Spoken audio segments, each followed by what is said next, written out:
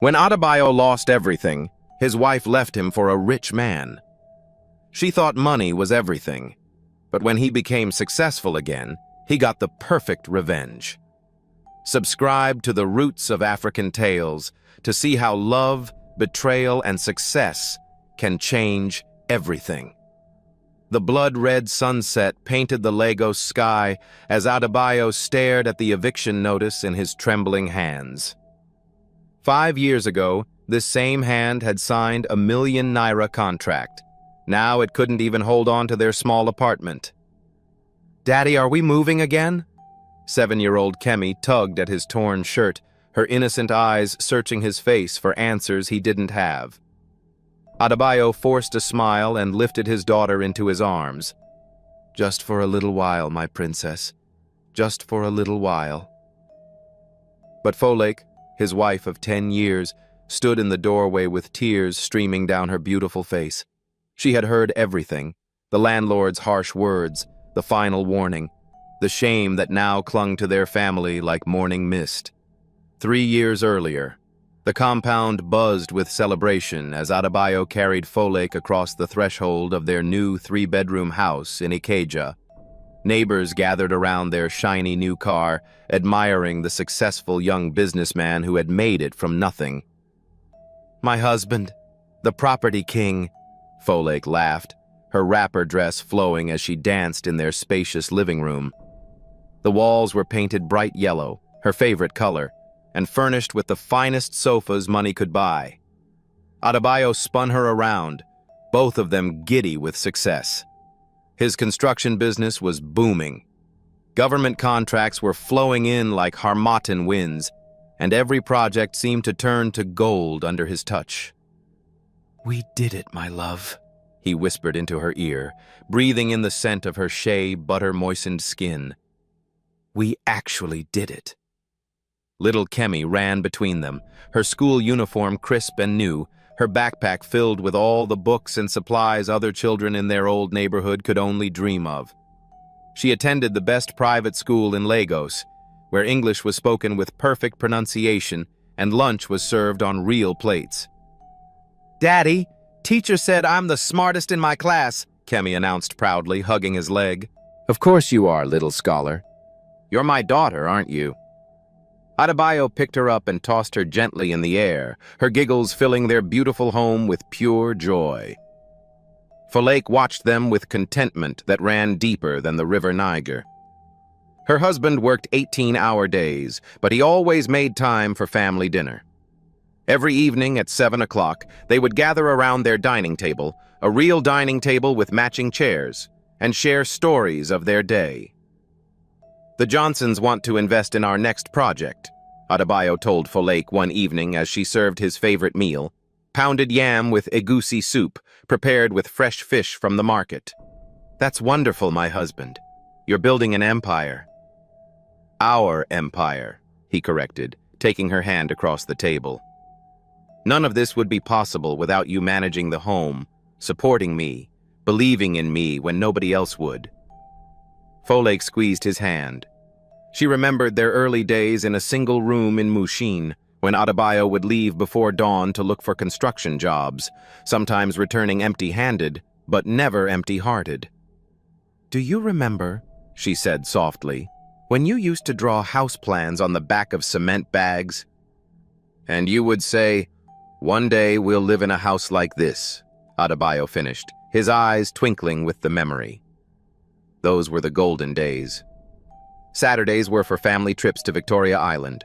Sundays for church in their finest clothes, Folake's head tie always perfectly tied, Adebayo's agbada flowing as he walked proudly with his family.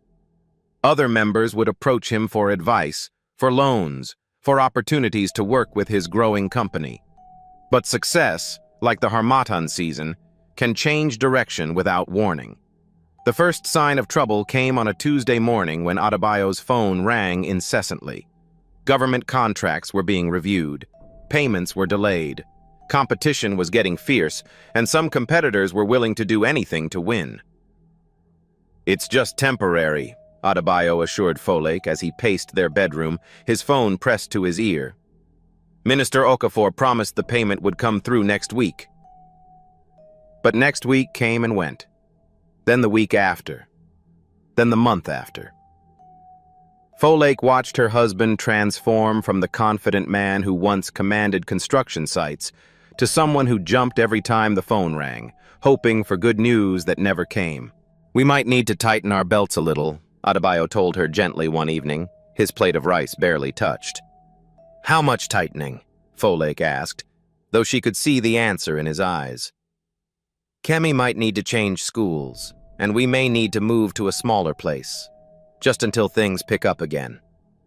Folake's heart sank, but she nodded. "We've been through tough times before. We'll get through this too."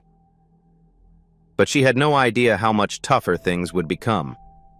Within 6 months, their car was repossessed. Kemi was moved to a public school where she struggled to fit in with children who mocked her previous privilege. The beautiful yellow walls of their home seemed to fade as stress and worry moved in like unwelcome tenants. Adebayo would leave early each morning, knocking on doors, begging for opportunities, accepting jobs that paid a fraction of what he once earned. He came home each evening exhausted, his hands rough again from manual labor, his spirit increasingly broken.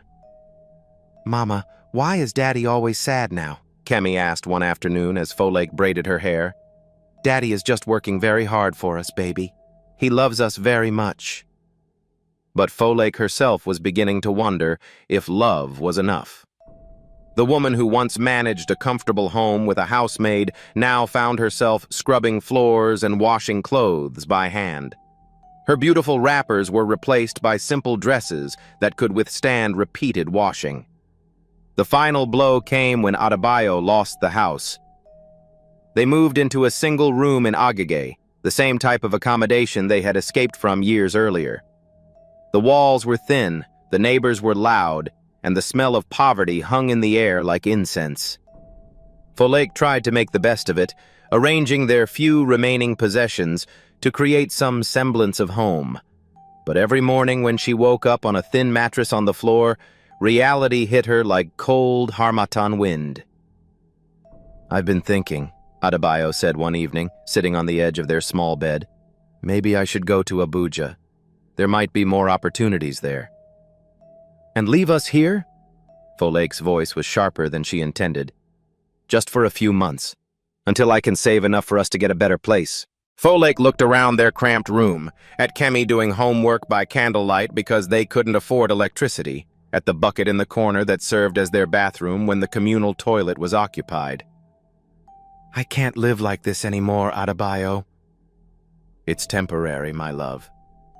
I promise you, this is temporary." But Folake had heard temporary too many times. She had watched her husband's promises turn to dust, just like their dreams. That night, as Adebayo slept fitfully beside her, Folake stared at the ceiling and made a decision that would haunt her forever. Chief Bamidele owned half the buildings in their neighborhood. His Mercedes-Benz would purr through the dusty streets like a proud lion, and everyone would stop to greet him with respect and deference. He first noticed Folake at the local market, where she now bought the cheapest fish and bargained fiercely for every kobo. Even in her faded dress, her beauty shone like a diamond in rough sand. "Sister, you look familiar," he said, approaching her with a smile that showed gold teeth. "Haven't I seen you somewhere before?" Folake recognized him immediately. In their prosperous days, Adebayo had done some work for Chief Bamidele. They had even attended the same social functions, though she and Adebayo were definitely in the lower tier of the guest list. "Chief, good afternoon. I'm Adebayo's wife, the contractor." "Ah, yes, Adebayo. How is he? I heard business has been a bit challenging for him lately." The pity in his voice stung worse than a bee. Folake forced a smile. "He's managing, Chief. We're managing." But Chief Bamidele saw right through her brave facade. Over the following weeks, he began appearing wherever Folake went. The market, the school where she would pick up Kemi, even the small church she now attended instead of their former prestigious congregation. "Let me give you a ride," he would offer, and initially Folake would politely decline. But politeness became harder to maintain when Kemi fell sick and they couldn't afford proper medicine. When the landlord threatened eviction again. When Adebayo came home one evening with his lip bleeding because someone he owed money to had decided words weren't enough. "My husband used to be somebody," Folake confided to her sister Bisi during one of their rare phone conversations. "And what is he now?" Bisi asked. Folake couldn't answer, because the truth was too painful to speak. Adebayo was now just another struggling man in Lagos, invisible, forgotten, reduced to begging for opportunities from men who wouldn't have dared disrespect him in his glory days. When Chief Bamidele offered to pay Kemi's school fees, Folake accepted. When he offered to help with their rent, she said yes. When he asked her to have dinner with him to discuss further assistance, she agreed. The first time was just dinner. The second time was dinner and a walk. The third time, Chief Bamidele made his intentions clear. "I can take care of you properly, Folake. You and your daughter. You deserve better than this life you're living."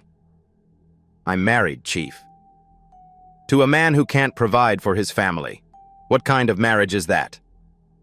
Folake wanted to defend Adebayo, to speak of love and loyalty and the vows they had taken in church 10 years ago. But when she opened her mouth, all that came out was a whisper. "He's trying his best. His best isn't good enough for a woman like you." Adebayo noticed the changes gradually. Folake's phone rang more often, and she would step outside to answer it. She started dressing better again, wearing perfume he hadn't seen in months. Kemi's school fees were mysteriously paid, and there was suddenly good food on their table. "Where is this money coming from?" he asked one evening. "I found some small trading opportunities," Folake replied, not meeting his eyes. Adebayo wanted to believe her. He needed to believe her, because the alternative was too devastating to consider. But on a rainy Thursday evening, when he came home early from a job interview that had gone nowhere, he found their room empty except for a note on the small table where they ate their meals. "My dear husband, I cannot continue living like this. Chief Bamidele has offered Kemi and me a better life. I know this will hurt you, but I have to think about our daughter's future. She deserves more than we can give her now. I will always love you, but love doesn't pay school fees or put food on the table. Please don't try to find us. This is for the best." Folake Adebayo read the note 3 times before it sank in. Then he crumpled it in his fist and fell to his knees in the middle of their small room, his sobs echoing off the thin walls. The neighbors pretended not to hear. For 6 months, Adebayo moved like a shadow, searching for work, but empty inside. The family he once lived for was gone. He heard Folake and Kemi now lived in Chief Bamidele's mansion. Kemi returned to private school, driven in a luxury car. Folake wore gold and was called Madam. Sometimes Adebayo stood outside the school just to see his daughter. One day, their eyes met. She smiled, took a step, then stopped and walked away. That night, Adebayo vowed to rise again, not for Folake, but for himself, and to prove to Kemi that her father was still standing. Adebayo started small, as a site supervisor under men who once sought his advice. The pay was little, but he saved every kobo. At night, he studied nonstop: construction tech, project management, international standards. He took online courses, often staying up till 3 a.m.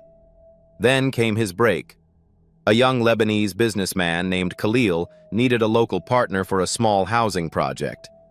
Bigger contractors rejected it. Adebayo accepted. He gave it everything: knowledge, connections, and pure hunger. The homes were finished 2 weeks early, under budget, and so well built that buyers lined up before completion. "You actually deliver what you promise," Khalil said. "I learned the hard way," Adebayo replied. Word spread. Foreign investors took notice. Projects grew, profits returned, but this time, Adebayo wasn't building for Folake or even for money. He was rebuilding himself. Every nail, every wall, every deal whispered the same truth. You can't keep a good man down. The irony was perfect, almost biblical in its symmetry. Chief Bamidele's construction company was struggling with a prestigious government contract, a luxury housing development that was behind schedule and over budget. The project was hemorrhaging money, and the chief's reputation was on the line.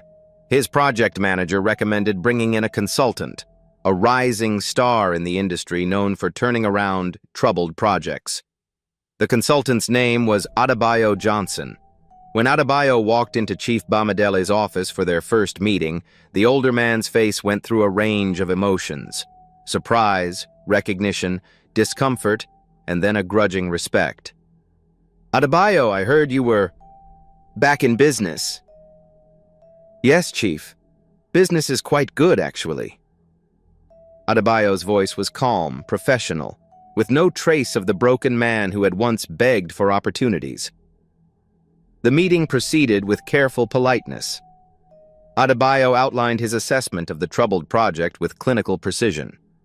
His recommendations were sound, his approach innovative. Chief Bamidele had no choice but to accept his proposal. Over the following months, as Adebayo worked to salvage the project, he would occasionally see Folklore at the chief's house. She had aged beautifully, wearing expensive clothes and gold jewelry, but there was something in her eyes, a flicker of uncertainty, perhaps regret, whenever she saw him. Their first conversation in 3 years happened by accident. Adebayo was at the house reviewing project documents when Folklore entered the study, not knowing he was there. "Oh, I'm sorry, I didn't know." "Hello, Folklore." His voice was neutral, neither warm nor cold. She looked at him carefully, taking in his well-tailored suit, the confident way he carried himself, the expensive watch on his wrist. This was not the desperate man she had left behind. "You look successful." "I am successful." They stood in awkward silence for a moment before Folklore spoke again. "Kemi asks about you sometimes." "How is she?" "She's doing well, getting excellent grades. She's thinking about studying engineering in university." "Like her father," Adebayo said softly. "Yes, like her father." The weight of everything unsaid hung between them like morning fog. Finally, Folklore spoke again. "I heard about your new company. People say you're one of the best contractors in Lagos now." "People say a lot of things." Are you happy?" Adebayo looked at her for a long moment. "I'm successful, Folklore. Whether I'm happy is a different question." The project was completed successfully, adding another crown jewel to Adebayo's growing portfolio. At the completion ceremony, as government officials and dignitaries praised the quality of work, Chief Bamidele was forced to publicly acknowledge Adebayo's crucial role in the project's success. Yet vindication truly bloomed later that evening, when Adebayo sat in his new Mercedes-Benz S-Class, engine humming, ready to leave. 13-year-old Kemi appeared beside the window, taller now but still wearing her father's intelligent eyes. "Daddy?" His heartbeat faltered. They talked inside the car for an hour, school triumphs, friends, science fair dreams, and the ache of straddling two worlds. "Mama cries sometimes," she murmured. "She misses when we were a family." He asked if she was happy. "I have everything I need, but I miss you." She hugged him tightly before stepping away, pride glowing. "I'm proud you never gave up." Alone later in his Ikoyi penthouse overlooking Lagos Lagoon, Adebayo tasted hollow victory. Success surrounded him, yet absence echoed louder. 6 months on, Chief Bamidele's empire imploded. Bad investments, political wins, and hidden crimes freezing assets and shredding prestige. Wealth evaporated like Harmattan mist. Folklore, suddenly powerless, was blamed for the collapse. "Go back to your husband if he'll have you," the disgraced chief sneered. In the same study where she once betrayed love, she wrote another note, this one pleading instead of abandoning. At 11 p.m., Adebayo opened his door to Folake clutching suitcases, tears coursing, Kemi trembling beside her. "I know I don't deserve kindness," she whispered, "but Kemi needs stability." He studied the daughter who still believed, and the woman who had broken him, yet remained mother to his child, then quietly stepped aside. They sat on his expensive sofa, Kemi asleep between them, fragile bridge of peace. "I made a terrible mistake," Folake breathed. "Yes," he answered. "Can you forgive me?" Long silence pooled. "I forgive you for my own peace," he said, "but reconciliation is different." She confessed fear of loneliness.